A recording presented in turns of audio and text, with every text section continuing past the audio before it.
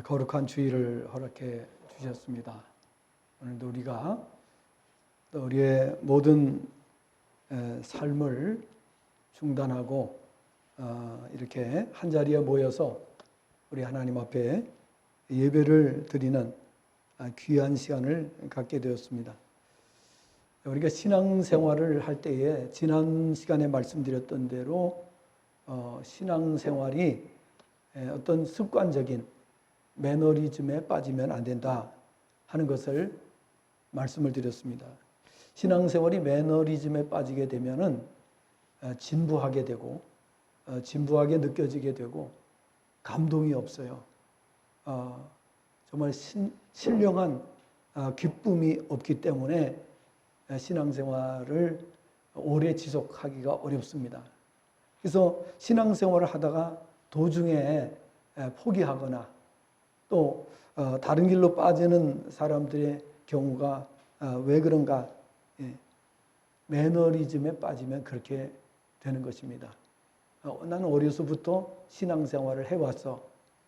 그런데 은혜가 없어. 감동이 안 돼.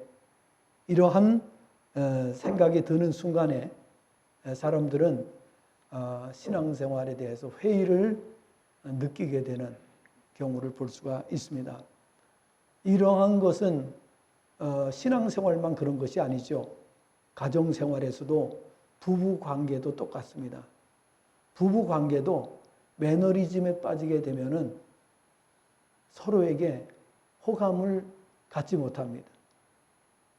또 신선함을 느끼지 못합니다. 왜 결혼을 했나? 무엇 때문에 우리가 같이 살아야 되나? 이 생각이 드는 순간부터 그 가정은 불행이 시작이 되는 것입니다. 절대로 매너리즘에 빠지면 안 됩니다. 그렇다면 신앙생활도 그렇고 가정생활도 그렇고 매너리즘에 빠지지 않으려고 하면은 어떻게 해야 되는가? 변화가 있어야 됩니다. 변화가 없는 생활은 진부합니다. 서로가 실증을 느끼게 됩니다. 그러면 거기에 무슨 기쁨이 있겠습니까? 거기에 무슨 행복이 있겠습니까?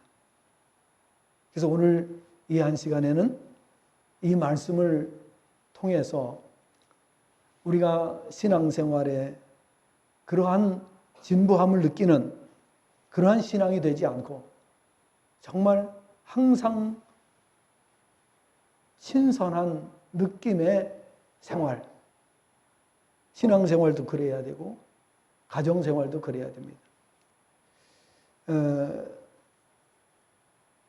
좀 이것을 이렇게 같이 연결시키기 좀 그렇지만 자녀들도 마찬가지입니다. 자녀들도 가정에 매일 똑같은 생활만 반복되고 변화가 없어요. 매일 똑같은 삶. 자, 그렇게 되면은 사실은 이제 똑같은 그런 현상이 일어날 수가 있습니다. 따라서 우리가 오늘 이 말씀을 통해서 영적인 부분에 대해서 우리가 깨닫고 그리고 이것이 모든 것에 연결된다는 것을 우리가 알아야 됩니다. 단지 신앙생활이 영적인 것에 국한한다고 볼 것이 아니라 이것은 우리의 모든 삶과 연결되어진다는 것을 알아야 됩니다. 그래서 신앙생활의 성공이 인생의 성공인 것입니다. 다른 것 아무리 다 성공을 했어도 신앙생활에 실패하면 인생의 실패가 되는 것입니다. 영원한 실패가 되는 것입니다. 그렇기 때문에 우리가 정말 신앙생활을 바르게 해야 된다. 어떻게 하는 것이 바른 신앙생활을 하는 것인가? 이런 말 들어보셨습니까? 마누라 자식 빼고 모든 것을 바꾸라. 어디서 많이 들어본 이야기죠?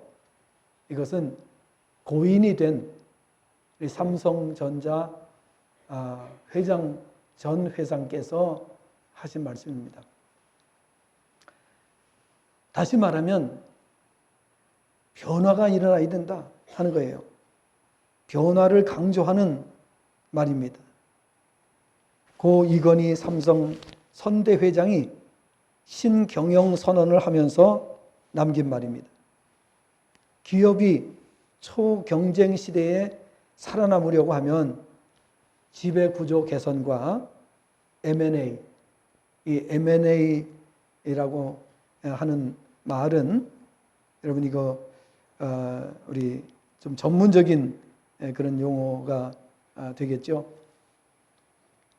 M&A 또 초격차 경쟁력 회복, 미래 먹거리 발굴 등을 위해서 필요하다면 무엇이라도 다 바꿔야 한다는 거예요.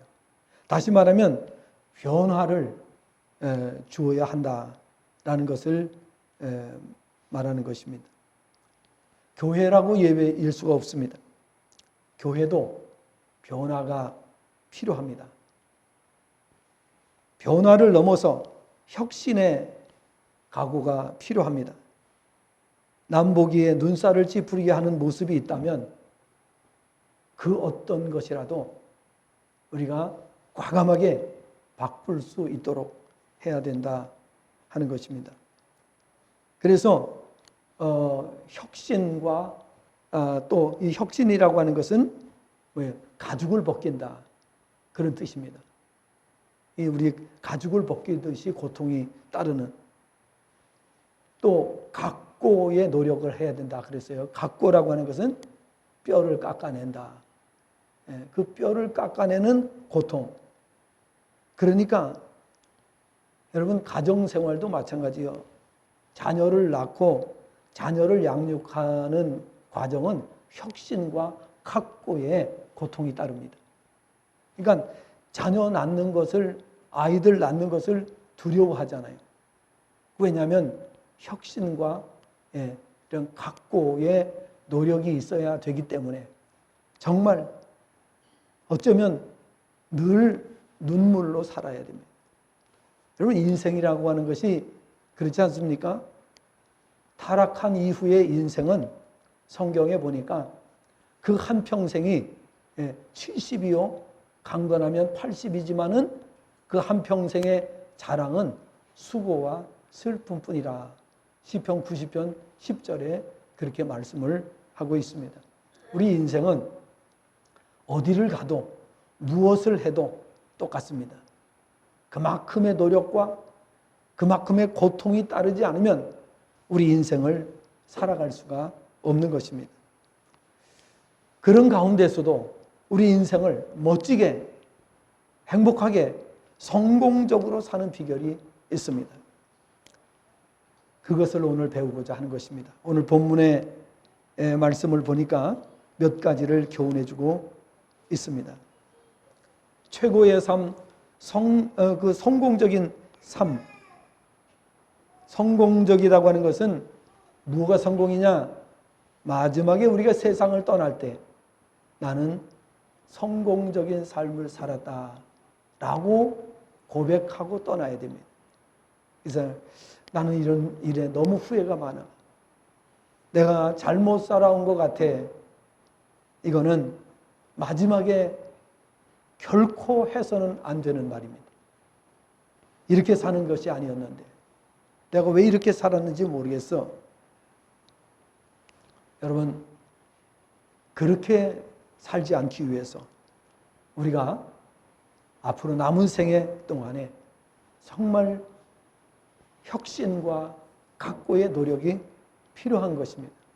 그런데 신기한 것은 혁신과 각고의 노력을 할 때에 너무 고통스럽고 힘이 들지만 그러나 진정한 기쁨이 그 안에 있어요.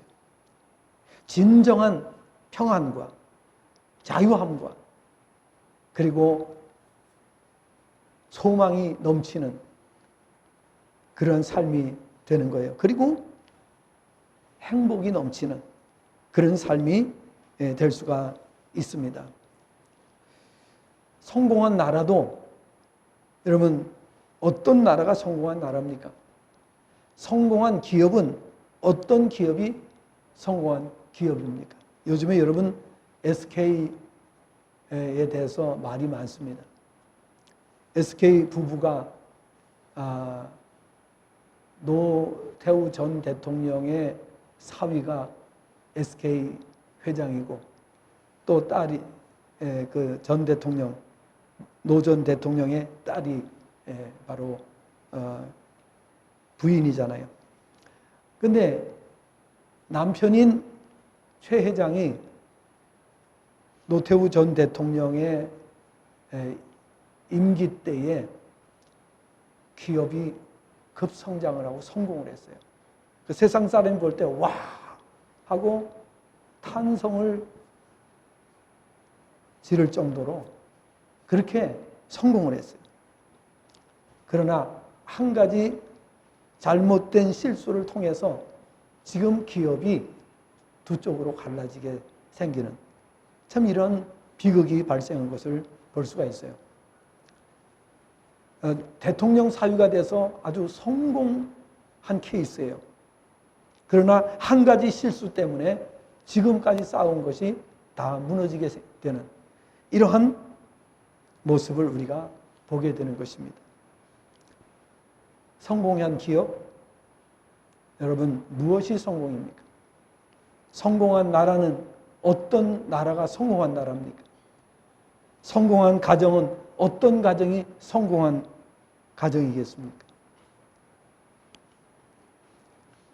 이러한 궁금증을 우리가 가지고 오늘 이 말씀을 교훈 받으실 때에 여러분의 마음에 큰 도전이 되기를 바라고 오늘의 결단을 통해서 남은 생애를 모두가 성공적인 삶을 살게 되기를 간절히 소원합니다.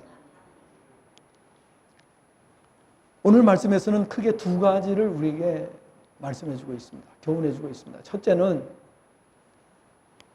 성도는 변화를 받은 자로서 세대의 이끌림을 받지 말아야 한다라고 말씀하고 있습니다. 이건 신앙생활인데요. 자, 신앙생활을 어떻게 해야 우리가 마지막까지 성공적인 신앙생활을 할 수 있는가에 대해서 우리가 교훈을 받을 필요가 있습니다. 원문을 보면 이렇게 번역이 됩니다. 너희는 그러니까 2절 상반절 말씀입니다. 2절 상반절을 보면 그리고 너희는 이 시대 세대라고도 번역이 됩니다마는 이 시대에 이끌림 받지 말라 이렇게 번역이 됩니다. 본문에서는 우리로 이 시대에 이끌림 받지 말라고 명령함으로써 변화된 삶을 살 것을 명령합니다. 하나님께서는 우리를 변화시켜 주셨습니다. 우리를 거듭나게 해 주셨습니다. 그래서 요한복음 3장 3절 5절 말씀을 보면은 어떻게 해야 우리가 구원을 받을 수 있는가에 대해서 말씀을 하고 있습니다. 거듭나야 된다. 예수님 말씀하셨습니다. 거듭나지 않으면 하나님 나라를 볼 수 없다. 또 거듭나지 않으면 하나님 나라에 들어갈 수 없다. 이렇게 말씀을 하셨습니다. 거듭남이라고 하는 것은 고린도후서 5장 17절 말씀을 보게 되면 그런즉 그리스도 예수 안에 있는 자들은 새로운 피조물이라 이전 것은 지나갔으니 보라 새 것이 되었도다 라고 말씀하고 있어요. 여기서 새 것이 되었다고 하는 것은 본질적으로 새로워졌다라고 하는 의미가 되겠습니다. 완전히 바뀐 상태. 우리 육적으로는 바뀐 게 별로 없어요. 그죠? 우리가 예수님 믿고 구원받았다고 해서 육적으로 하루아침에 불행했던 얼굴이 행복한 얼굴로 확 바뀌지는 않습니다. 물론 경우에 따라서는 그런 경우도 있지만은 서서히 바뀌는 것을 볼 수가 있어요. 그래서 오랫동안 예수님을 믿은 사람들은 그 얼굴에 나타나요. 아, 저분은 구원받은 사람이구나. 하나님의 자녀구나. 이런 말이 나요. 그래서 우리가 길을 가다가도 어떤 생면부지의 사람을 만났는데 예수 믿으세요? 이런 말을 듣게 되지요. 목사님이세요? 이런 말을 듣게 되지요. 이건 왜 그래요? 네. 변화됐다는 것을 의미하는 겁니다. 그 삶이 변화가 됐기 때문에 행동 하나하나에서, 그의 말투에서, 그의 표정에서 예수님을 믿는 모습이 나타난다고 하는 의미가 되는 것입니다. 우리가 하나님께서 우리를 변화된 사람으로 만들어 주셨어요. 새로운 피조물로 우리를 만들어 주셨어요. 그래서 우리는 변화된 사람입니다. 누가 뭐라고 하든지 예수님 믿고 예수님 영접하고 거듭난 사람은 새로운 피조물이에요. 다시 말하면 그 내면이 180도 달라진 것을 말합니다. 하나님께서는 우리를 예수 믿는 순간, 예수님을 영접하고 구원받는 순간 우리의 영을 180도 바꿔 놓으셨어요. 그런데 하나님은 우리를 180도 바꿔 주시기를 원해서 바꿔 주셨는데 우리 사람들은 왜 변화된 삶을 살지 못하는가? 그 이유가 있습니다. 자, 우리 성경 한 구절 한번 보겠습니다. 로마서 8장 12절, 13절 말씀입니다. 로마서 8장 12절, 13절 말씀을 봅니다. 그러므로 형제들아 우리가 빚진 자로 돼 육신에게 져서 육신대로 살 것이 아니니라. 너희가 육신대로 살면 반드시 죽을 것이로되 영으로서 몸의 행실을 죽이면 살리니. 하나님은 우리가 정말 하나님의 자녀답게 변화된 삶을 살기를 원하셔서 우리를 구원해 주셨어요. 예수님을 영접하게 하시고 거듭나게 하시고 새로운 피조물이 되게 하셨어요. 왜 하나님은 그렇게 하셨다고요? 하나님의 자녀답게 살도록 하기 위해서 그와 같이 하신 것입니다. 그런데 오늘 지금 방금 읽으신 말씀을 보니까 육신에게 져서 육신대로 살 것이 아니라 그랬어요. 그런데 하나님께서는 우리를 거듭나게 하셨는데 우리는 자꾸 육신의 유혹을 따라간다. 그런 의미가 되겠습니다. 그러니까 육신의 유혹을 따라서 살아가니까 결과적으로 어떤 문제가 생깁니까? 하나님께서 기껏 아들을 십자가에 못 박으면서 우리를 살려주시고 거듭나게 해주셨더니 고작 한다는 짓거리가 육신을 따라간다는 거예요. 그러면 어떻게 됩니까? 정말 매력이 없는 거예요. 예수 믿는다고 하면서 너무도 매력이 없어요. 살아가면서 늘 욕심 부리고 거짓말하고 정말 육신의 정욕을 따라 살려고 하고 그러니까 하나님께서 보실 때 얼마나 가슴 아프시겠어요. 아들을 죽이시면서까지 기껏 살려놨더니 한다는 짓이 그렇게 육의 정욕에 사로잡혀서 살아가는 그런 모습을 보실 때에 하나님께서 탄식을 하실 수밖에 없는 것입니다.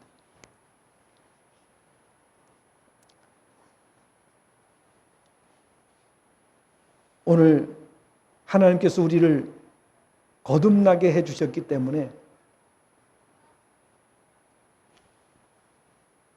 거듭난 자로서 또 새로운 피조물이 된 자로서 거기에 맞게 살아가는 것이 인생에게 최고의 기쁨이고 행복이 된다는 것을 기억하셔야 됩니다.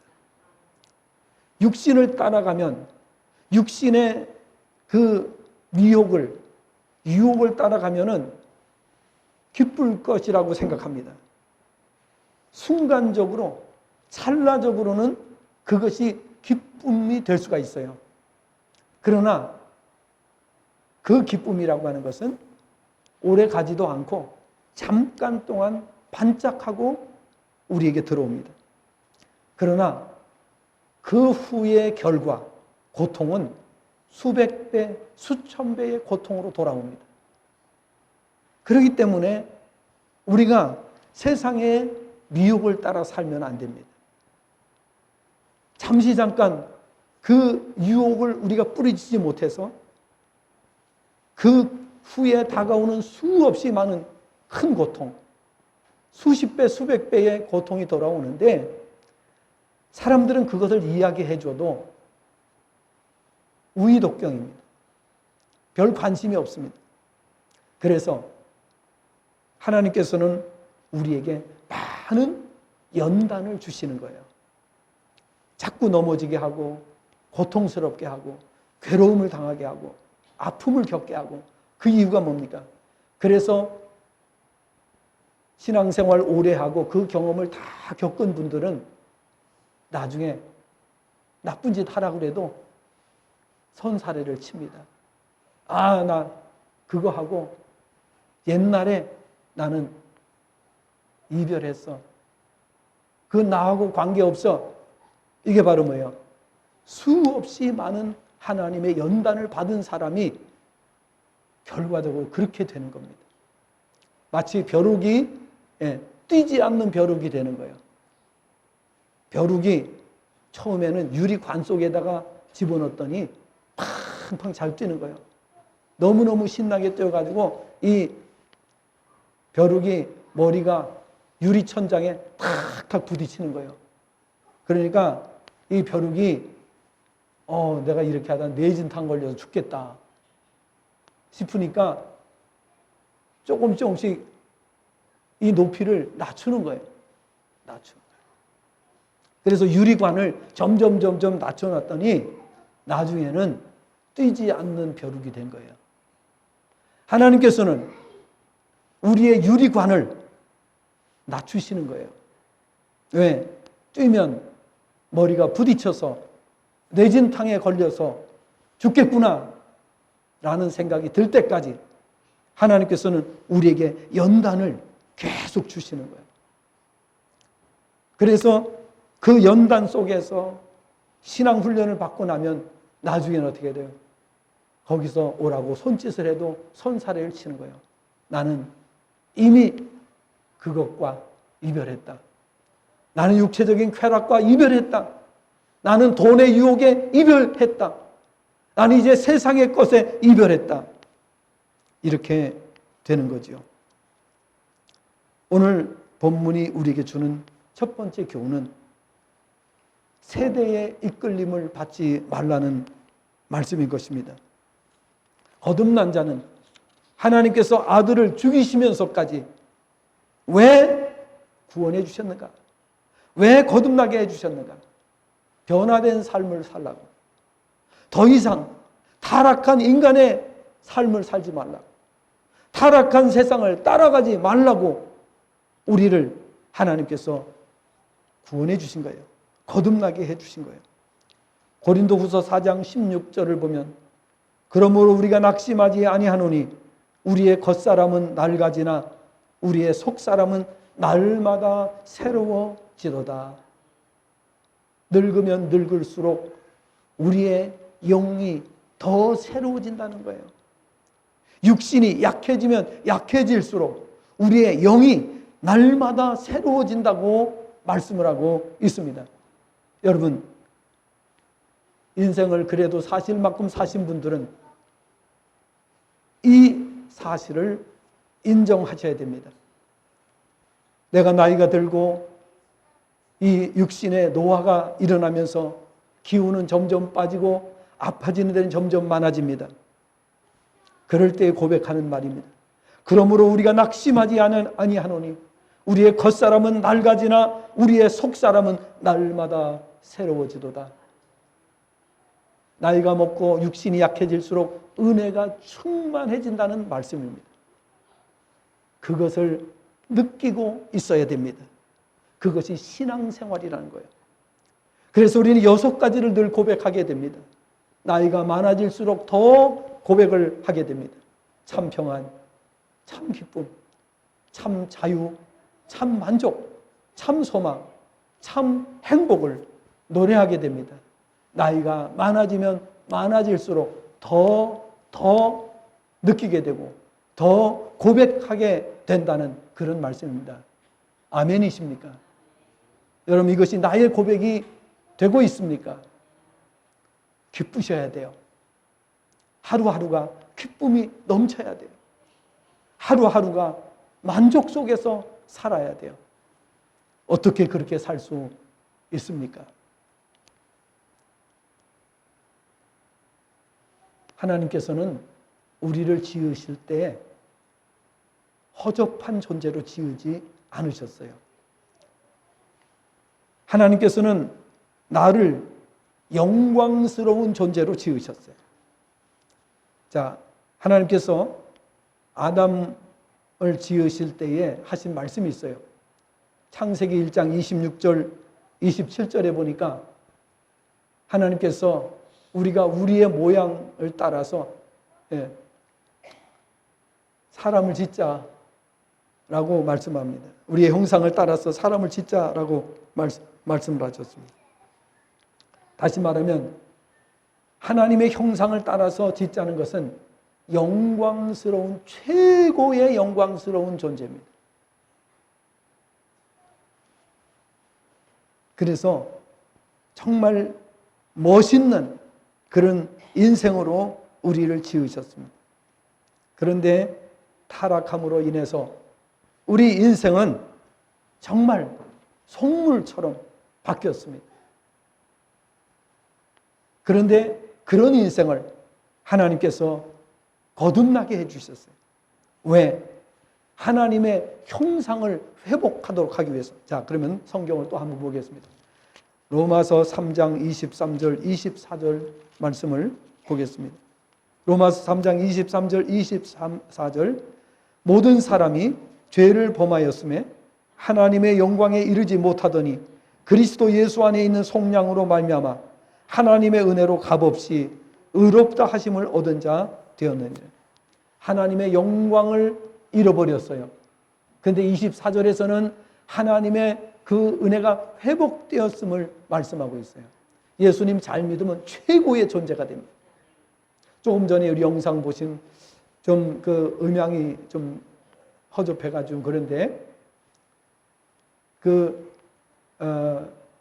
에릭이라고 하는 사람이 아주 올림픽의 영웅입니다. 200m, 400m, 800m 계주에서 올림픽 금메달리스트입니다.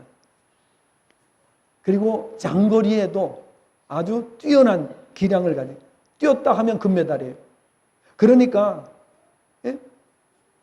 이제 올림픽이 열렸는데 에릭이 출전한다고 하는 말이 나오니까 금메달은 에릭 거다.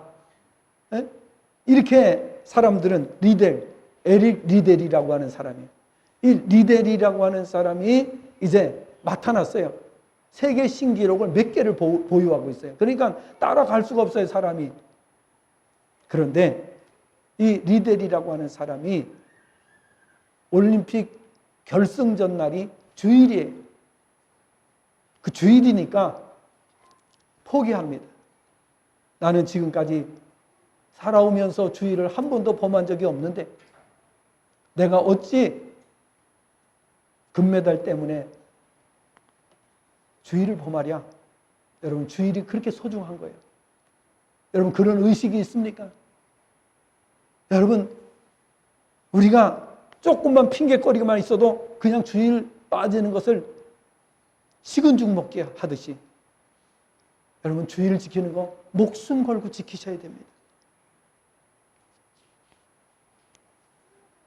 하나님께서는 이 리델을 아주 가난하고 비천한 자리에 있었던 리델을 세계적인 인물로 만들어 놓으셨습니다. 우리가 하나님의 뜻대로 살고자 결심한다면 하나님께서는 반드시 세계 1등이 되도록 하실 줄로 믿습니다. 신앙의 1등이 되시기를 바랍니다. 저는 그것이 가능하다고 믿습니다. 우리가 율성리에 살고 있어요. 우리가 남양주 한쪽에 살고 있어요. 그러나 세계 1등이 될 수 있습니다. 저는 1등이 될 것을 알고 준비하고 있습니다.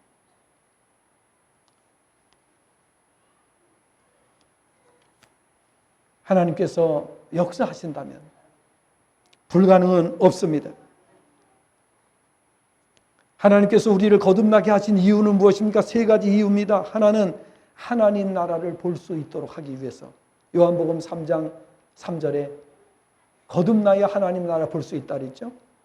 오전에서는 거듭나야 하나님 나라에 들어갈 수 있다고 그랬어요. 그러니까 우리를 거듭나게 하신 이유는 하나님 나라 영적인 세계를 볼 수 있도록 하시기 위해서 우리를 거듭나게 해주셨어요. 또 하나님 나라에 들어갈 수 있도록 하시기 위해서 우리를 거듭나게 해주셨다고 말씀합니다. 세 번째는 하나님 백성으로 하나님 자녀답게 살도록 하시기 위해서 우리를 거듭나게 해주셨습니다. 여러분, 나는 지금 하나님의 자녀답게 살고 있다고 자신 있게 말할 수 있습니까? 확신 있게 말할 수 있습니까? 그렇다면 세계 1등이 될 수 있습니다. 시시하게 살 필요가 없습니다. 하나님께서 멋진 인생으로 우리를 이미 살도록 거듭나게 해주셨잖아요. 그러나 우리가 인간적인 유혹, 이 사탄의 유혹을 뿌리치지 못하고 은근슬쩍 그 사탄의 유혹에 넘어가기 때문에 우리가 허접한 인생을 사는 거예요. 여러분, 가진 것이 없어도 이 에릭 리델처럼 정말 하나님을 경외하는 믿음을 가지시기를 바랍니다. 여러분, 구약 성경에 요셉 말씀 많이 들으셨잖아요. 요셉이 노예로 팔려갑니다. 죽을 고비를 넘기고 노예로 팔려갑니다. 그리고 애굽에 가서 노예가 되었습니다. 그러나 그는 거듭난 자로서 하나님을 경외하고 하나님을 바라봄으로써 세상 누구도 볼 수 없는 것을 하나님께서 보여주십니다. 깨닫게 세계 1등이 되잖아요. 꿈 한 번 해석했는데 요셉은 세계 1등이 됐어요. 우리도 똑같습니다. 하나님께서 뭐 하나 해주시면 우리는 세계 1등이 됩니다. 그런데 그게 믿어져야 되는데 그 신기하게도 그게 안 믿어지는 거예요.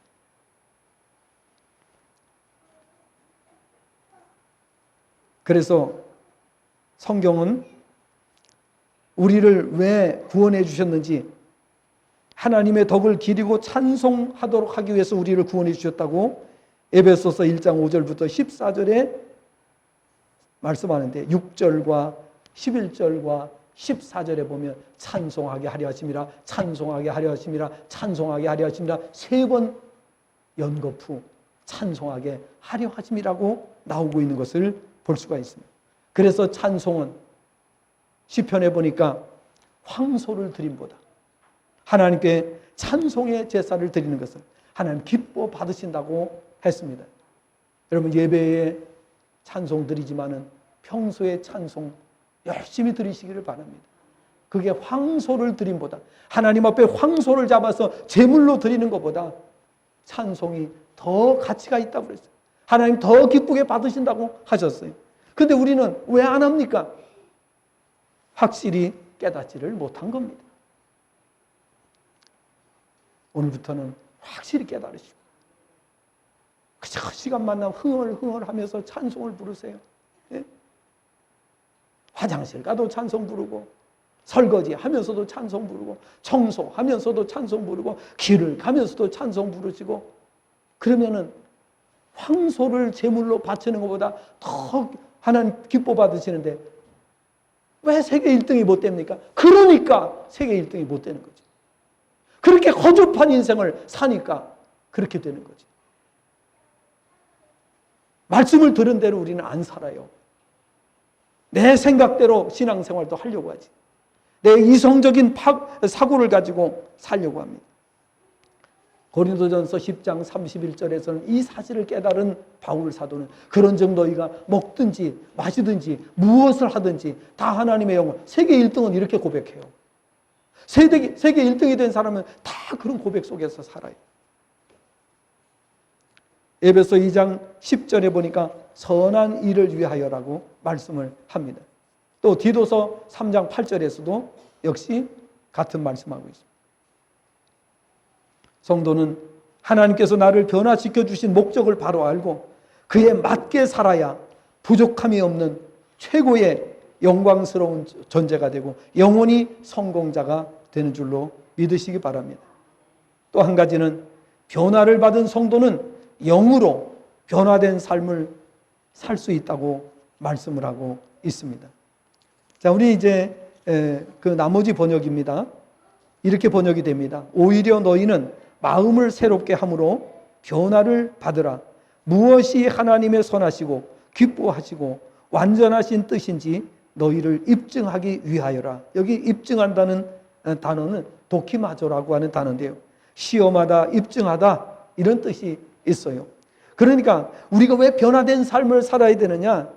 우리가 변화된 삶을 살 때에 무엇이 하나님의 선하시고 기뻐하시고 완전하신 뜻인지 입증하기 위해서라, 시험하기 위해서라 라고 말씀을 하고 있어요. 하나님은 우리의 삶을 항상 시험하고 계세요. 그리고 우리의 삶을 통해서 입증하시기 위해서 그렇게 하나님은 우리에게 변화된 삶을 살도록 말씀해요. 변화된 삶을 살면 성공하게 됩니다. 변화된 삶을 살고 늘 새롭게 하나님께 가까이 나가기를 원하고 신앙에 깨어있기를 원하는 사람들은 반드시 세계 1등이 돼요. 마라톤이 됐든지 아니면 무슨 올림픽이 됐든지 아니면 또 어떤 분야가 됐든지 그 분야에서 최고의 삶을 하나님께서 보장해 주시는 거예요. 거듭남이 없이는 영적인 세계의 현상이나 일을 전혀 볼 수가 없고 영적인 능력도 소유할 수 없으며 하나님 아버지의 나라에 들어갈 수도 없고 영원한 생명을 누릴 수도 없습니다. 하나님께서는 이 모든 것을 위해서 우리를 거듭나게 해주셨습니다. 다 누릴 수 있도록 하기 위해서 거듭나게 해주셨어요. 그럼에도 불구하고 누리지 못하는 이유는 뭐예요? 아까 로마서 8장 12절 13절에서 말한 육신의 정욕을 따라서 가기 때문이라고. 그래서 말씀합니다. 영으로서 몸의 행실을 죽이면 살리니 라고 말씀을 하고 있습니다. 영으로 살아야 돼요. 성령으로 살아야 돼요. 우리 의지를 가지고 우리의 인간적인 이성적인 노력을 가지고 우리의 인간의 힘으로 안 되기 때문에 하나님께서는 성령을 우리 가운데 보내주셨다고 말씀하셨어요. 그래서 스가랴 4장 6절에 보니까 힘으로 되지 아니하고 능으로 되지 아니하고 나의 영으로 되느니라. 그 당시 모든 사람이 볼 때에 스룹바벨이 포로로 잡혀있는 사람이요. 이 포로로 잡혀있는 사람이 본국에 돌아가서 성전 건축, 예루살렘에 성전 건축을 하는데 모든 사람이 볼 때 불가능하다고 말합니다. 그런데 하나님 말씀을 하십니다. 나의 영으로 하면 된다. 할렐루야. 오늘 여러분이 보실 때에 나같이 이렇게 연약하고 부족하고 나같이 돈도 없고 백도 없고 이런 사람이 어떻게 세계 1등이 되느냐고 반문할 수가 있을 것입니다.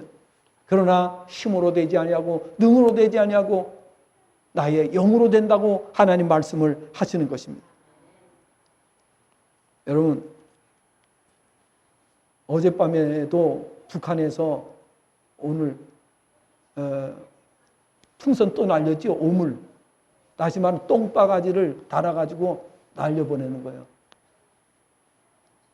대한민국 이 남한이 이 오물이나 뒤집어 쓸 정도의 사람들이다.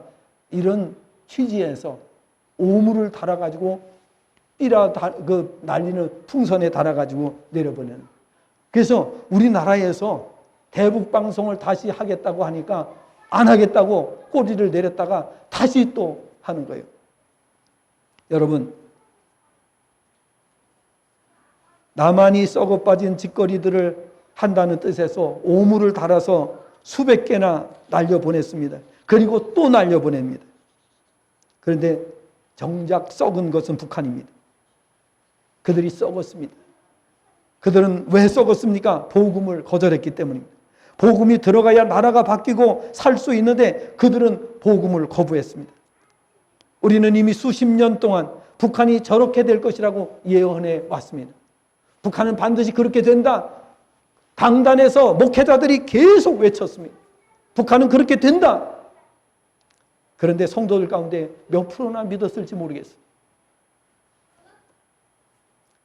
복음을 거절한 나라는 망하지 않은 나라가 없어요, 지금까지. 복음이 들어가야 나라가 바뀌고 살 수 있는데 그들은 복음을 거부했습니다.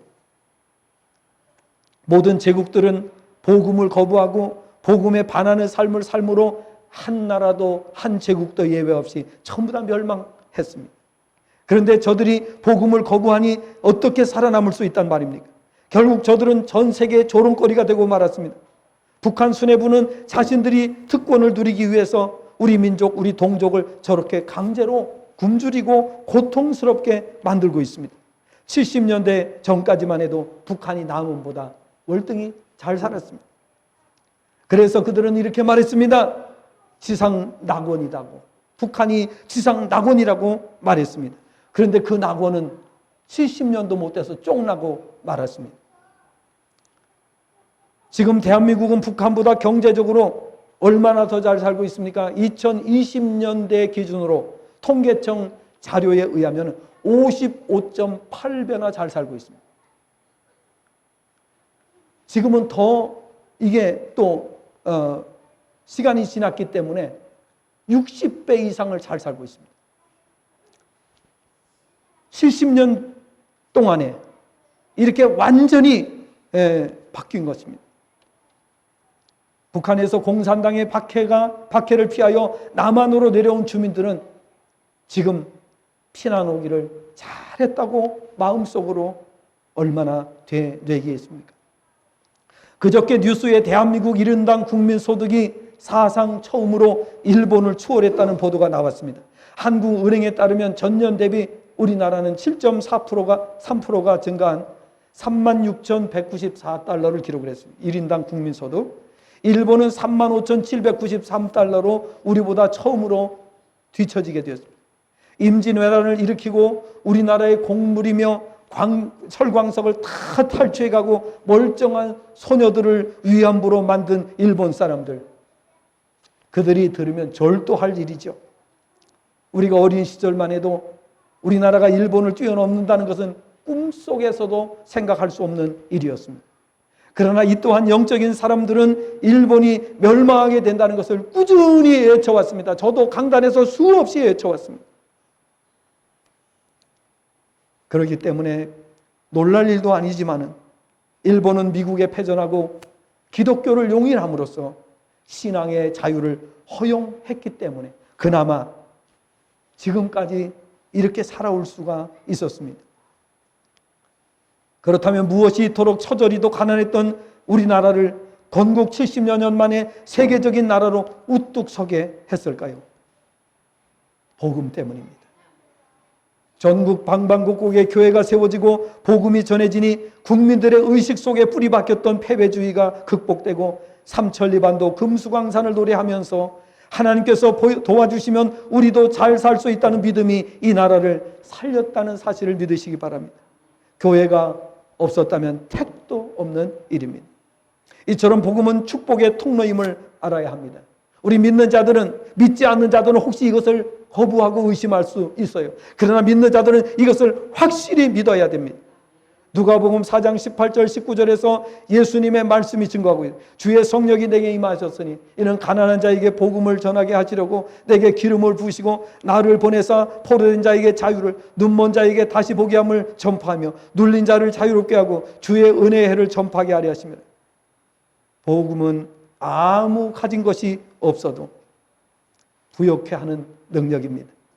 부산 영도다리 아래 북한 피난민 거지도 하나님께서 도와주시면 잘 살 수 있다는 믿음을 가지고 하나님께 소원 기도를 드립니다. 하나님 아버지, 제가 비록 빌어먹고 사는 자이오나 오늘부터 적선받은 돈에 온전한 11조를 드리겠사오니 저에게도 복을 주옵소서. 그리고 몇 년이 지나서 그 거지는 두 기업체의 사장이 됐습니다. 그러므로 누구든지 언제든지 육적인 생각을 영적인 생각으로 바꾸면 은혜를 받아 잘 살 수 있습니다. 세상의 시시한 성공을 가지고 자랑하지 마시기를 바랍니다. 육적인 거 자랑할 거 아무것도 없습니다. 기업도 한순간에 쫑납니다. 국가도 한순간에 멸망할 수 있습니다. 그러나 복음이 들어가면 성공합니다. 그러기 위해서 내가 먼저 변화돼야 됩니다. 하나님 보시기에 합당하지 않은 것은 깨달아지는 즉시 과감하게 끊어버려야 됩니다. 잘못된 것이 발견되면 혁신하려는 노력, 각고의 노력이 필요합니다. 하나님의 은혜로 살면 일생 부족함이 없는 삶을 사는데 왜 사람들은 하나님의 은혜는 저버리고 자신의 생각대로 살려고 하는지 안타깝습니다. 이것이 바로 타락한 인간의 모습인 것입니다. 하나님 은혜로 살도록 노력하시길 바랍니다. 하나님께서는 우리가 부족해도 돌이키기만 하면 긍휼을 베풀어 주십니다. 지금 부족할지라도 괜찮습니다. 하나님께 나와 부르짖기만 하면 하나님께서 성령으로 도와주십니다. 회복시켜 주십니다. 그러므로 성도는 삶을 살아감에 있어 자기의 잘못을 습관이라고 핑계대지 마시기를 바랍니다. 나 습관이야.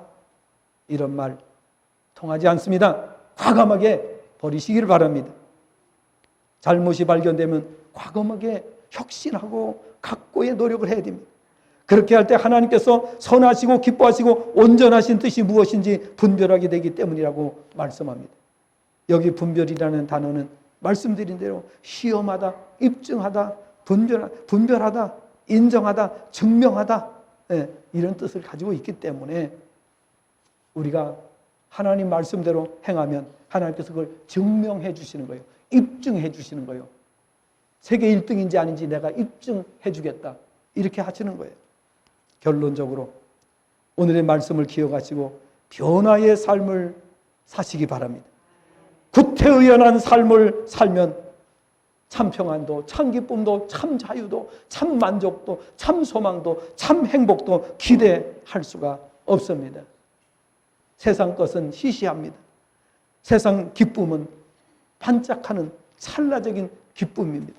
행복도 마찬가지입니다. 그것을 위해서 사람들은 전력 투구하는 것을 볼 수가 있습니다.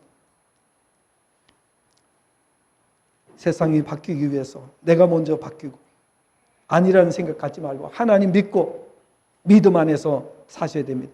지금 우리나라는 저출산 문제, 노동 문제, 연금 문제, 국방 문제 등이 인구 감소로 인해서 전부 다 문제가 되고 있습니다. 이것이 수십 년 후에 국가 존립 문제로 부상하고 있습니다. 왜 그렇습니까? 기독교인들의 잘못입니다. 기독교인들은 국가의 지시를 따랐다고 하지만 산하 제한으로 인해서 오늘날 이런 결과가 온다는 것은 불보듯 뻔한 일이었음에도 불구하고 기독교인들은 순종하지 않았습니다. 세상 사람들과 똑같이 행동했습니다. 그 결과 하나님께서 대한민국을 없애버리실 수도 있는 이런 위기에 처해지고 있습니다. 여러분, 우리가 믿음이 없다면 결혼도 할 수 없어요. 돈이 없으니까. 우리가 믿음이 없다면 자녀도 낳을 수 없어요. 왜? 자녀를 양육할 양육비가 모자라니까. 다 핑계입니다. 옛날에 사람들이 믿음 없던 사람들이 오히려 더 믿음이 좋았는지도 몰라요. 저 먹을 것은 다 가지고 태어난다. 옛날 분들은 다 그 말 했잖아요. 왜 그분들은 하나님 믿지도 않는데 그 말을 했을까요? 여러분, 물론 힘듭니다. 자식 낳는다는 거, 결혼한다는 거 얼마나 힘듭니까? 눈물 많이 흘려야 됩니다. 결혼하고서도요, 매일 울다시피 해야 돼요. 자식 키우려면 매일 울다시피 해야 돼요. 그런 거지 고통 없는 세상은 없어요. 그러나 믿음 안에서 감당하면 하나님의 은혜가 임하는 줄로 믿습니다. 여러분, 국가가 살려고 하면 우리 성도들이 살아야 돼요. 바른 믿음을 가져야 돼요. 그 길밖에는 없는 줄로 믿습니다. 다 망한 나라도 복음이 들어가니까 살아나잖아요. 우리가 가난해도 복음이 들어가면 그 가정이 회복이 돼요. 이 믿음만 있다면 우리는 세상을 변화시킬 수 있습니다. 남양주를 변화시키고 더 나아가서 나라와 민족을 변화시킬 수 있고 세계를 변화시키는 것도 가능합니다. 우리에게 그 믿음을 달라고 기도하시기를 바랍니다. 하나님이 함께해 주셔서 은혜 넘치는 우리의 삶이 되기를 바라고 우리 교회가 마지막 시대에 정말 하나님 주신 사명을 감당하는 멋진 교회 되기를 주님의 전함으로 축복합니다. 기도하겠습니다. 거룩하신 아버지 하나님,